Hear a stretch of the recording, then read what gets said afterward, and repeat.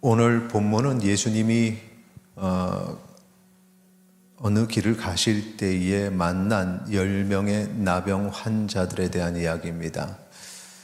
예수님께서 예루살렘으로 가실 때에 일어난 일이죠. 누가복음 17장 11절 12절 우리 같이 읽도록 하겠습니다. 예수께서 예루살렘으로 가실 때에 사마리아와 갈릴리 사이로 지나가시다가 한 마을에 들어가시니 나병 환자 10명이 예수를 만나 멀리 서서, 자, 여기 보니까 나병 환자 10명이 그곳에 있었는데 그 나병 환자들이 10명씩이나 그곳에 있었던 이유를 생각하면은 어디 멀리 사는데 예수님이 그곳에 오신다는 소식을 듣고 찾아왔을 수도 있고, 아니면은 그 마을에 살다가 예수님을 만나러 나올 수도 있겠죠. 여기서 이제 중요한 것은 둘 중 어떤 경우든지 간에 나병 환자 10명이 함께 있었다, 한두 명이 아니라 10명이 함께 있었다, 이렇게 나올 수 있었던 것은 그들이 집단 생활을 하기 때문에 그게 가능한 겁니다. 그래서 집단 생활을 하는 이유는 뭘까? 그것은 사람들이 거리를 두기 때문이죠. 여기서 말하는 거리는 몸과 몸이 떨어져 있는 그 물리적인 거리일 뿐만 아니라 심리적인 거리, 사람들이 그 사람들을 멀리 하는 겁니다. 이것이 이 사람들에게 익숙해 있었습니다. 그래서 분명히 예수님을 만나러 그 자리에 왔음에도 불구하고 예수님께 가까이 가지 못합니다. 그냥 멀리서 소리를 칠 뿐이에요. 그러니까 여기에 멀리 떨어짐 당하는 그런 것에 상당히 익숙해 있었던 겁니다. 누가복음 17장 12절 13절에 보면 한 마을에 들어가시니 다시 한번 나병 환자 10명이 예수를 만나는데 멀리 섰다는 거죠. 바로 이게 그 거리를 보여주는 겁니다. 멀리 서서 소리를 높이는 거는 거리가 있으니까 소리를 높이게 되죠. 그리고선 한 말이 우리를 불쌍히 여기소서라고 얘기하죠. 불쌍히 여겨주세요. 지금 이 말은 우리가 불쌍히 여김을 받기 원합니다 라는 말이고, 이 말 자체를 통해서 지금 우리는 불쌍한 상황입니다 라는 것을 지금 이렇게 말하고 있는 겁니다. 자기의 상황을 얘기하는 거죠. 그리고 지금 이 우리의 불쌍한 상황을 예수님은 고쳐주실 수 있습니다. 이 고통의 원인을 예수님은 고쳐주실 수 있습니다 라는 생각을 가지기 때문에 예수님을 찾아왔고, 거리를 두고 있지만 우리를 불쌍히 여겨주세요 라고 외칠 수 있었던 겁니다. 예수님이 어떻게 반응하셨을까요? 14절 보니까 보시고 이르시되, 자, 일단 보셨죠. 외면하지 아니하시고 보셨어요. 그 다음에 가서 제사장들에게 너희 몸을 보이라 하셨더니 그들이 가다가 깨끗함을 받은지라. 이게 상당히 좀 짧은 구절인데 여기에 보면은 사실은 제사장들에게 너희 몸을 보이라 말씀하시는 장면하고 그들이 가다가 깨끗함을 받은 사건하고는 사실은 시간적으로는 차이가 있습니다.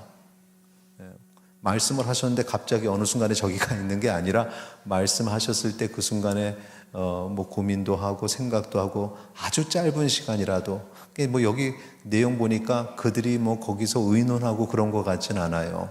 그냥 빨리 결정을 해서 그 말씀대로 행했는데, 분명한 것은 어쨌든 그 말씀하시는 시간하고 그들이 가다가 깨끗함을 받은 것은 시간적 차이가 있죠. 율법에 의하면 우리가 나병이라고 표현했는데 사실은 그 원어적으로 보면은 여러 가지 피부병을 다 포함하는 그런 것들입니다. 그래서 피부병이 걸리면 공동체에 그것이 또 전파되기도 하고, 그래서 상당히 공동체를 위협하는 병이죠. 그래서 그런 것들이 걸리면은 제사장을 찾아가게 돼 있고, 제사장이 그걸 보고 진단을 하게 되어 있어요. 진단을 하는 방식은 여러 가지가 있습니다. 이렇게 볼 때 이런 증상이 있으면 격리하게 되고, 이런 증상이 없다면 한 7일간을 또 두게 되고, 이렇게 되죠. 특히 뭐 곰팡이 포자 같은 그런 것들로 인해서 전파될 수도 있어서 사람의 몸뿐만 아니라 물건 같은 거에도 그런 것들이 있으면은 그게 이제 정결하지 못한 것으로 여겨서 이렇게 떼어놓기도 하고 그렇게 합니다. 중요한 것은 제사장이 그런 판단을 했다는 것이죠. 그런데 나병이 안 걸린 사람이 혹시 어딘가 문제가 있어서 이게 피부병인가요? 하고 묻는, 그거는 피부병이 걸렸을 때의 얘기고, 현재 지금 피부병이 걸린 사람이 가서 제사장한테 그 몸을 보이는 거는 낫을 때입니다. 낫을 때. 이 정도면은 제가 다 낫지 않았나요? 하고 보여서 다 낫네 하고 풀어주는 거죠. 제진 받는 겁니다. 지금 병이 나았으니 제사장에게 가보라, 이 말은 병이 나았으니 제진을 받으라 라는 말과 같은 말입니다. 그런데 지금 조금 전에 우리가 봤던 14절에 보면 병이 나은 것, 깨끗함을 받은 것은 그들이 가다가 깨끗함 받았거든요. 그 전에 그 말씀하실 때는 깨끗함을 받은 것이 드러나지 않아서 사람들이 볼 때도 그게 깨끗해지질 않은 겁니다. 이게 일반적으로 생각할 땐 비상식적이죠. 몸이 나은 것 같아. 자, 낫지? 가서 다시 제사장에게 보여라. 네, 감사합니다. 이러고 가야지. 그냥 낫지도 않고 지금 몸은 그대로인데 제사장한테 가서 보여라. 이거는 고개를 갸우뚱할 수밖에 없는 그런 상황인 것입니다. 그런데 이 사람들이 지금 이 내용을 보면은 어떤 토론도 없고 의심하는 부분이 뭐 겉으로는 드러난 게 없습니다. 바로 갔어요. 근데 가다가 깨끗함을 받은 겁니다. 이 비상식적인 모습이지만 이들이 이렇게 행동할 수 있었던 것은 낫고 싶은 간절한 마음 때문이죠. 낫고 싶은 간절한 마음. 낫고 싶고 지금 가서 보여라 하니까 네 하고 앞뒤 생각할 겨를 없이 그냥 간 겁니다. 이런 걸 우리는 믿음이라고 해요. 그냥 믿음입니다. 믿기지 않는 부분을 그냥 믿는 겁니다. 그러니까 10명의 나병 환자들에게 믿음이 있었습니다. 그런데 중요한 것은 이 10명의 환자들이 가진 믿음이 똑같지는 않더라는 겁니다. 달랐다. 그들이 병이 나았다는 사실을 가다가 알게 되고 나서 그 다음에 무엇을 했냐. 이게 믿음에 따라 달라지는 모습인데 누가복음 17장 15절 16절 우리 같이 읽도록 하겠습니다. 그 중에 한 사람이 자기가 나은 것을 보고 큰 소리로 하나님께 영광을 돌리며 돌아와 예수의 발 아래에 엎드리며 감사하니 그는 사마리아 사람이라. 아멘. 사마리아 사람이 딱 나은 걸 보고 하나님께 영광을 올리죠. 하나님께 영광을 올리고 그 다음에 예수님께로 돌아와서 감사합니다. 10명의 병이 나았는데 하나님께 영광을 올린 사람은 한 사람만, 그 사람만 예수님께 찾아왔고 그 사람만 감사했다는 거죠. 이 상황에 대한 예수님의 말씀을 우리가 보겠습니다. 그 다음 17절서부터 19절까지 같이 읽겠습니다. 예수께서 대답하여 이르시되 10사람이 다 깨끗함을 받지 아니하였느냐? 그 9은 어디 있느냐? 이 이방인 외에는 하나님께 영광을 돌리러 돌아온 자가 없느냐 하시고 그에게 이르시되 일어나 가라, 내 믿음이 너를 구원하였느니라 하시더라. 아멘. 여기까지가 오늘 본문인데 정리를 다시 한번 하면은 10명이 병이 나을 것을 막 간절히 소망을 했고 예수님 말씀하셨을 때는 다들 믿음으로 제사장에게 출발을 했습니다. 그리고 가다가 병이 나았는데 나은 후에 행동은 달랐다는 거죠. 9명은 그대로 자신의 길을 갔고 1명만 하나님께 영광을 돌리고 예수님께로 돌아와 감사했다라는 것입니다. 9명과 1명의 이 행동의 차이, 이게 바로 하나님에 대한 믿음과 자신에 대한 믿음의 차이입니다. 9명의 믿음은 하나님과 예수님에 대한 믿음이 아닙니다. 이들은 자신에 대한 믿음을 가진 거예요. 내가 여기 가면은 내가 꼭 나을 거야. 내가 간절히 원하는 그 무엇이 반드시 이루어질 거야 하는 그런 믿음입니다. 내 병이 나았으면 좋겠는데 어떻게 하면 나을까? 그래, 지금 얘기한 대로 가면은 내가 나을 수 있어. 막 자기 체면이죠, 자기 체면. 분명히 말도 안 되는 것을 행하는 것이 믿음처럼 보였는데, 그런데 그 믿음이 하나님에 대한 믿음이 아니고 나에 대한 믿음. 내 병이 나을 거야, 내 병이 나을 거야. 그리고 병이 나았습니다. 나았잖아요. 그럼 끝나는 겁니다. 맞았어. 내가 맞았어. 내 확신이 맞았어. 내 믿음이 맞았어. 내가 나았다. 여기까지. 단 한 사람, 사마리아인은 자신의 병이 낫자마자 하나님께 영광을 올립니다. 이 믿음이 뭐냐? 내 자신에 대한 믿음이 아니라 하나님에 대한 믿음이에요. 하나님에 대한 믿음. 살아계신 하나님 믿는 거죠. 하나님이 고쳐주실 수 있습니다. 하나님이 보내신 저 예수님께서 나를 고쳐주실 수 있습니다. 라는 믿음. 이 하나님에 대한 믿음을 가진 사람은 내 생각과 다른 결과가 나오죠. 갔는데 안 고쳐졌어요. 그러면 어떻게 생각하냐면은 그래도 하나님은 일하고 계셔.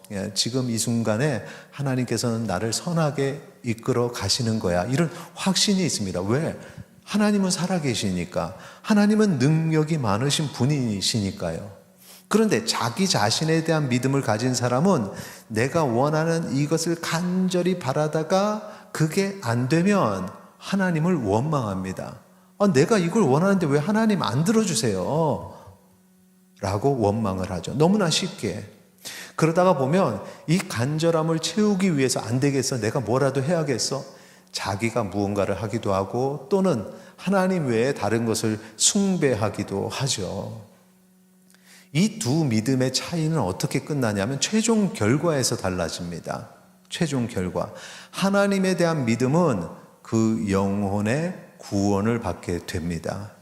이 믿음을 가진 사람은 하나님의 그 능력을 믿기 때문에 그 과정보다는 결국에는 하나님께서 나를 선한 곳으로 이끄실 거야. 그게 바로 하나님의 구속의 계획을 믿는 거죠. 예수 그리스도의 십자가도 믿게 되고 그렇게 최종적으로는 영혼의 구원을 받게 돼서 그 어떤 것보다도 가장 소중한 천국의 기쁨을 누리게 되는 것이 하나님에 대한 믿음을 가진 사람입니다. 반면에 자신에 대한 믿음을 가진 사람은 영혼의 구원을 받지를 못해요. 자신이 지금 원하는 것 이루어지면 만족은 해요. 그게 마치 신앙의 결과인 것처럼, 신앙생활을 잘한 결과인 것처럼 생각을 하는데 내 영혼의 구원에 대해서는 관심이 없습니다. 그거 보이지도 않는데 그런 일이 정말 있을까? 지금 그냥 현세에 잘 살면 되는 거지. 나는 하나님 앞에 복 받았어. 이건 하나님에 대한 믿음이 아니라 자신에 대한 믿음이라는 겁니다. 오늘 본문의 9명도 병의 치유함을 받기를 간절히 원했고 그대로 됐죠. 그런데 그 병이 그들의 고통스러운 삶의 근본적인 원인은 아닙니다. 물론 병이 고침을 받으면 삶의 질이 윤택해지겠죠, 전보다는. 그런데 그 이후로 천국의 삶을 삽니까? 그렇지 않습니다. 살다 보면 인생에 또 다른 문제들이 오게 돼요. 다른 병이 또 올 수도 있습니다. 그 병이 또 재발할 수도 있습니다. 이렇게 인생이라는 것은 여러 가지 근본적인 문제들을 가지고 있는데 그 근본적인 문제가 해결받지 못한 상황에서는 계속될 수밖에 없어요. 그 고난들이. 그리고 결국에는 어떻게 되냐? 죽음 이후에 영생도 없다는 겁니다. 한순간의 기쁨만 누렸을 뿐이지 죽음 이후에 영생도 없는, 그래서 그들의 이 기쁨은, 9명이 누린 이 기쁨은 신기루입니다. 그냥 사라지는 거예요. 무엇이 문제입니까? 무엇이 문제인지를 우리가 알아야 돼요. 인생의 고통, 여러분이 겪는 인생의 여러 고난과 아픔과 상처와 그런 모든 문제들의 가장 근본은 무엇이냐? 그 뿌리는 무엇이냐? 로마서 6장 23절. 죄의 삭은 사망. 죄의 삭은 사망이에요. 이 죄의 문제, 삶의 고통의 이 근본적인 원인이 하나님의 말씀을 거역한 죄 때문이라는 겁니다. 죄로 사망이 우리에게 왔고 사망으로 인해서 우리의 삶이 슬픔도 있고 고통도 있고 고난도 있는 것입니다. 시편 116편 3절 보세요. 같이 읽겠습니다. 사망의 줄이 나를 두르고 수월의 고통이 내게 이르므로 내가 환난과 슬픔을 만났을 때. 자, 바로 이겁니다. 우리의 인생의 고난의 원인. 죄로 인해서 사망이 오고 사망의 줄이 나를 두르니 내가 환난과 슬픔을 만났을 때 이기지 못하고 너무 힘들고 고통스러운 겁니다. 그게 살려달라는 거죠. 그 중에 하나가 나병인 것입니다. 이 나병도 그 고통 중에 하나입니다. 나병에 걸려서 사람들의 냉대를 받는 그런 삶의 고통도 바로 이 안에 있는 겁니다. 이 환난과 슬픔이죠. 이런 문제를 근본적으로 해결하는 것, 지금 이 순간에 나병이 낫는다고 해결되는 문제가 아니라 내 안에 모든 이 인류의 죄의 문제가 해결이 돼야 우리가 이 고난을 벗어날 수 있다는 거죠. 이것이 바로 영혼의 구원을 받는 것입니다. 우리의 영혼이 구원을 받는 것, 이게 근본적인 치유요 회복인 것입니다.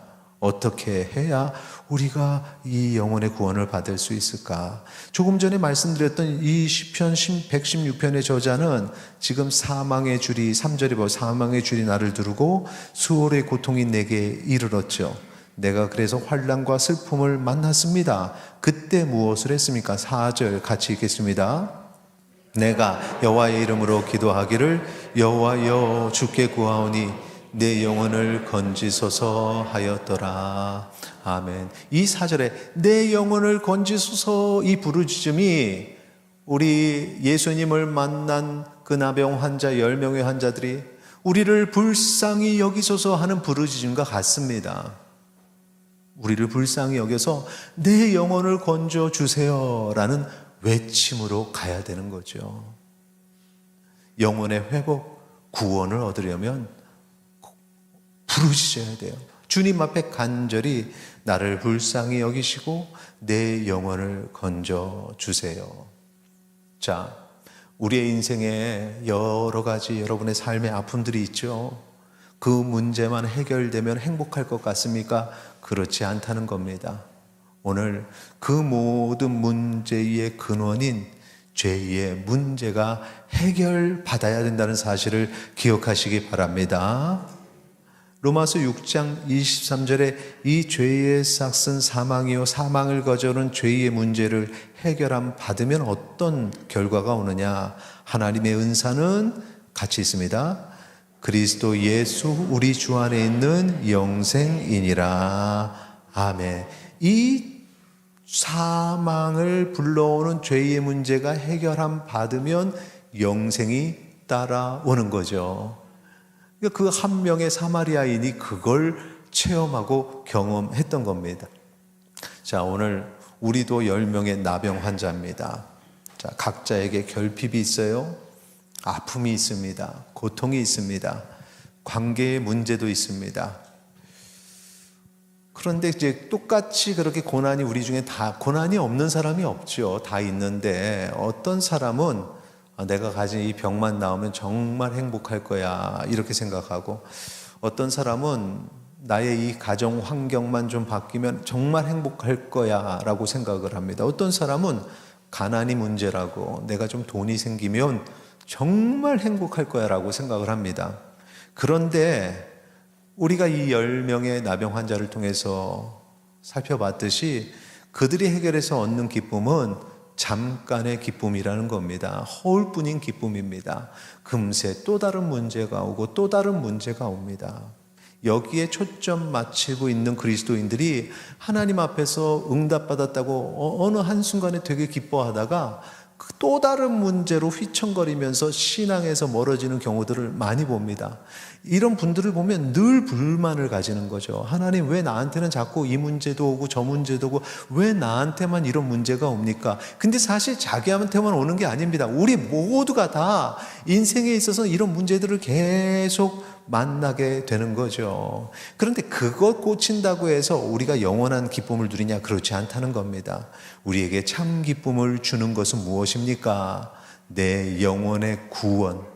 내 영혼의 구원이 우리에게 영원한 기쁨을 준다는 사실을 기억하시기 바랍니다. 그런데 문제는 우리 중에 어떤 이는 영혼의 구원을 받았습니다. 그리고 늘 매일매일 기쁨으로 살죠. 예배하는 것도 기쁨이요. 근데 어떤 이는 아직까지 그 영혼의 구원을 받지 못했다는 거예요.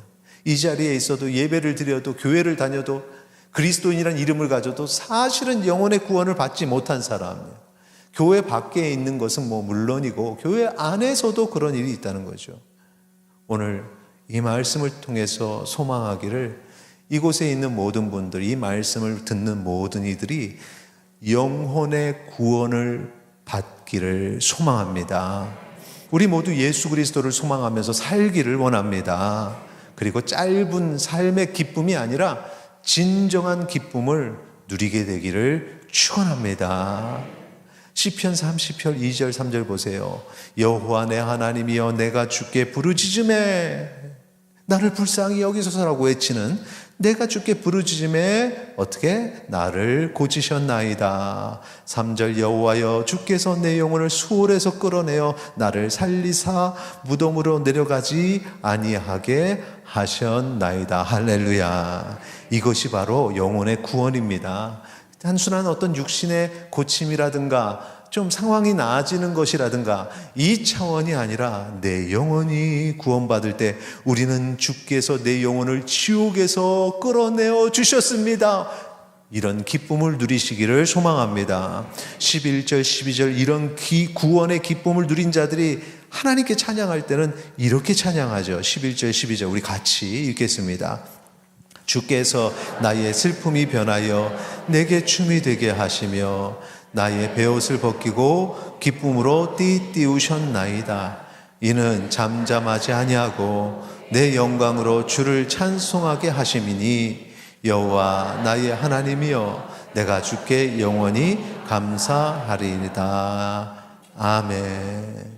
나의 슬픔이 변하여 내게 춤이 되게 하신 하나님, 이것은 단순히 어떤 한 사건이 잘 되는 게 아니라 하나님의 은혜가 나를 구속하여 주신 그 기쁨을 누릴 때 우리가 이 기쁨을 영원한 기쁨을 누리는 거죠. 12절에 그러니 내가 잠잠하지 아니하고 어떻게 해요? 내 영광으로 주를 찬송하는 거죠. 내 영광으로 주를 찬송한다. 하나님께 이 영광을 돌린다. 하나님께 영광을 돌리고 그 다음에 주께 영원히 감사한다. 영광을 돌리고 감사하는 이 찬양이 바로 사마리아인 그 한 명의 고침받은 자가 했던 겁니다. 고침받자마자 그곳에서 하나님께 영광을 올리죠. 내가 받은 하나님의 영광을 하나님께 돌려요. 이것은 하나님께서 행하신 일입니다. 그렇게 하나님께 영광을 올리고 그 다음 예수님께 돌아와서 감사하죠. 감사의 찬양을 올립니다. 우리의 예배가 하나님께 영광 올리고 감사하는 예배가 되기를 소망합니다. 우리의 영혼을 구원하여 주셨으니 그 삶의 작은 고난들은 아무것도 아닌 거예요.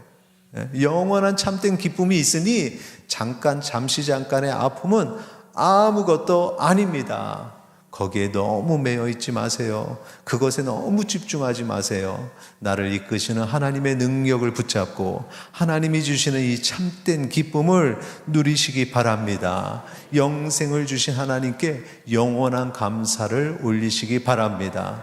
여기에는 죽음이 두렵지 않습니다. 시간이 흘러가는 게 두렵지 않습니다. 내 인생이 얼마 남지 않았구나. 이게 고통이 아닙니다. 하나님 만날 날을 소망하면서 사는 것이죠. 그렇게 하나님께 찬양을 올리며 마지막에 우리 천국 들어갈 때 자, 두 가지 뭐라 그랬죠? 하나님께 영광 올리고 감사하는 찬양으로 주님께 나아가는 주의 백성 되시기를 바랍니다. 여러분의 삶에 하나님께 영광을 올리고 감사하는 일들이 충만하기를 원합니다. 우리의 매주의 이 예배가 하나님께 영광을 올리고 감사 올리는 예배 되기를 원합니다. 지금부터 하나님 제 이 문제가 왜 안 풀려요? 걱정하지 마세요. 그런 거 걱정하지 마세요. 하나님이 다 해결해 주시니까 하나님께 맡기고 그렇게 예수님께 돌아온 사마리아인이 되고 사마리아인의 예배를 드리는 주의 백성 되시기를 축원합니다.